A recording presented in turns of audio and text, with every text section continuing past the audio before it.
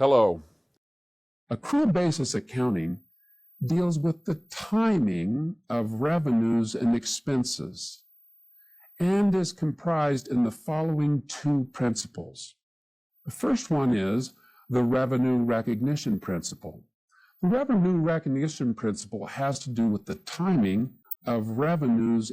Revenues are to be recognized or recorded in the period in which they are earned, not necessarily when the cash is received from a sale. The second principle describes the timing of expenses. Revenue recognition has to do with the timing of revenues. The second has to do with the timing of expenses, and it basically requires that expenses are to be recognized in the period in which those costs of doing business provide benefit to the business operations. In other words, expenses are to be matched against the revenues that they helped produce in that same period, not necessarily when the cash is paid. Now, we've really been doing accrual basis accounting in all of our examples up to this point in time. So we've been preparing entries to record transactions in all of our examples up to this point in time on the basis that revenues are going to be recognized in the period in which they're earned, not necessarily when we receive cash from a sale. And expenses are going to be matched against those revenues, such that the costs are going to be recognized in the period in which they actually contributed or helped to create those revenues. Now, to better explain that, or to show you in an example that I think will be helpful, let's go over the following example. Let's assume that inventory costing $50,000 is purchased on December 15th in the year X1, with half to be paid in cash at the date of purchase and half to be paid on the first day of January in the following year. So we're buying $50,000 of inventory on December 15th. You're going to pay half of it now and half of it on January 1st of the next year. The inventory is sold to a customer for $90,000. This is a profit of $40,000. We're selling it to a customer for $90,000 on account. That means they're not paying us on the date of sale. And they're going to pay us, in this case, within the next 15 days or so, on January 15th of the following year. Let's now record these transactions in general journal form. On December the 15th, X1, when we buy the inventory, we would debit inventory for $50,000, reflecting the increasing asset. But we do have cash going out as we paid half of it on that date, crediting cash for $25,000 and incurring an account payable for $25,000, anticipating paying the remaining $25,000 in January. On December 31st, we have a customer who buys all $50,000 of this inventory, but buys it on account, promising to pay us within about 15 days of the date of sale, or in January. On December 31st, we would record the fact that we now have an asset referred to as accounts receivable. They legally have an obligation to pay us. We have a right to collect cash in the future. And by definition, that right that has future benefit to us, such as the collection of cash, should be recorded as an asset. And we reflect sales revenues in the amount of the sales price at $90,000 with a credit. The inventory outflow is reflected through a credit to inventory, and the expense representing the cost of that inventory is recorded with a debit to the expense called cost of goods sold. Then, on the first day of January of the following year, we actually paid the remaining $25,000 on the accounts payable for the purchase of inventory. We would credit cash and debit accounts payable, reducing that liability or obligation that we previously incurred to zero. Then on January 15th, as promised, our customer pays us the $90,000 they owe us as a result of the sale. In that case, we debit cash. We're receiving the cash, and we no longer have a legitimate receivable from the customer, so we reduce the asset, crediting accounts receivable for $90,000. Now, I want to look at these 4 transactions specifically and discuss the timing of the revenues and expenses. Now, when did we recognize revenue from the sale of this inventory? The revenue should be $90,000. It's the price of the sale. When did we recognize it? Did we recognize it in X1, which was the period in which we actually made the sale? Or did we recognize that as revenue in January of the following year when we actually collected the cash from the customer? Well, you can see that we've already implemented the revenue recognition principle, which requires revenues to be recognized in the period in which they were earned, when we actually sold the goods and provided the services. That was in December of X1.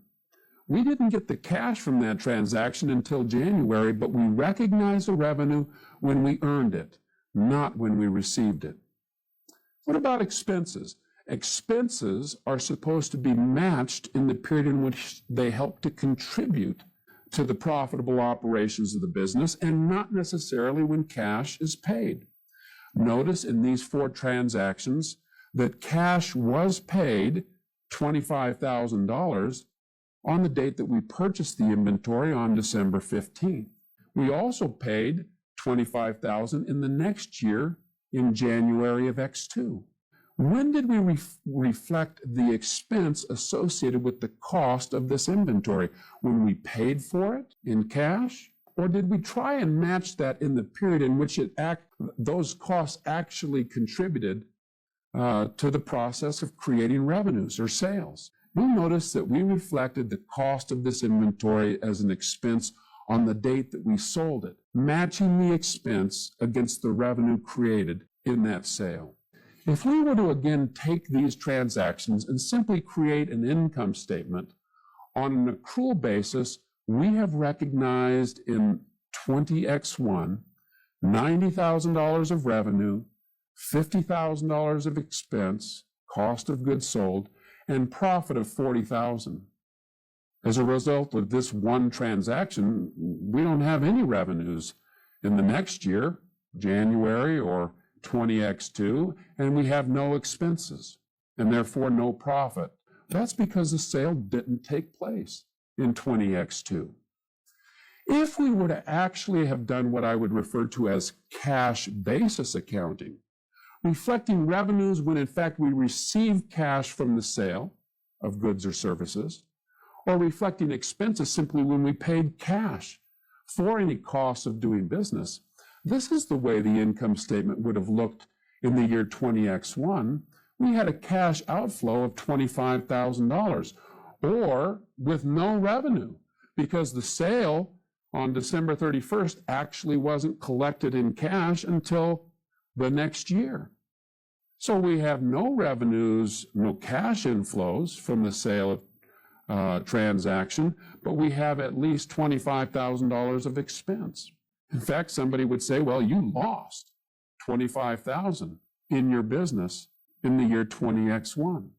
Given the cash basis, we'd say, well, we collected the $90,000 in the next year, 20X2, and we also paid out $25,000 for the purchase of inventory, one of the costs of doing business. And so we have a profit of $65,000. Well, in this particular case, if we're simply looking at cash flows as revenues and expenses, we're showing $25,000 of loss in X1 and $65,000 of profit in X2.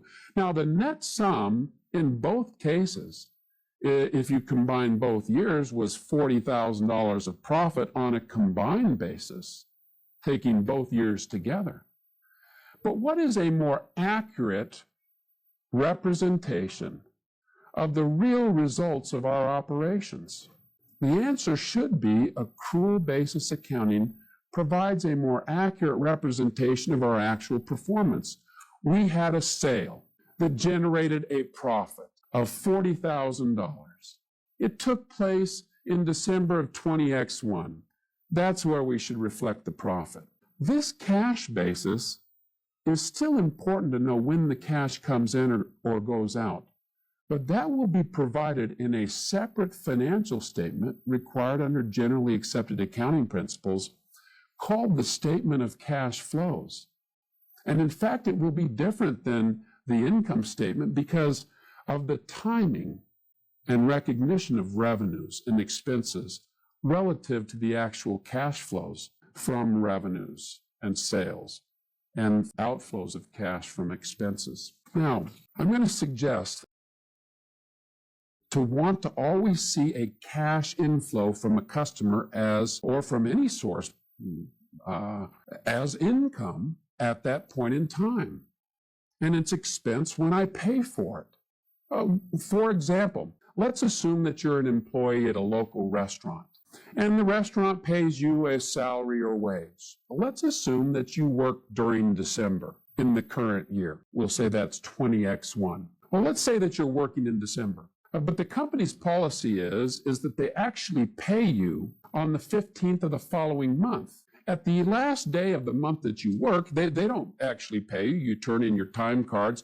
but they take 15 days to actually process the payroll, and they don't get a check to you until January of the next year. In your own mind, do you think that you have income in December or January? And if you're like me, you say, hey, I didn't get the cash until January. It's not income or revenue to me until January. And frankly, that's probably true. Most of the time, we think of our own personal lives and the cash inflows and outflows as being revenues and expenses at the time that we receive that cash. One of the reasons why we do that is because that's how we file our personal income tax return. In this particular case, for income tax purposes, if you work during December, but you don't get paid until January of the next year, for tax purposes, you do not reflect that December salary or wage until the following year. The reason why we do that is because it's allowed by the IRS. They allow us to use a cash basis for personal purposes on our individual tax returns.